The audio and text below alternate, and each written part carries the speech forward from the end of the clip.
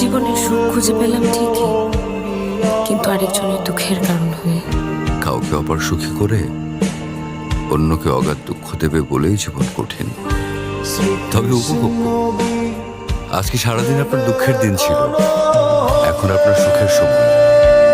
আপনার সুখটা আপনার কাছেই থাক, আর দুঃখটা না হয় আমার হয়েই থাক।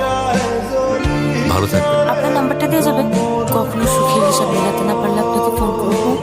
ক্যাটকাটা সবুজ শাড়িতে মেয়েদেরকে খুব একটা মানায় না, কিন্তু আপনাকে খুব সুন্দর মানিয়েছে। টিপে মানায় নাই?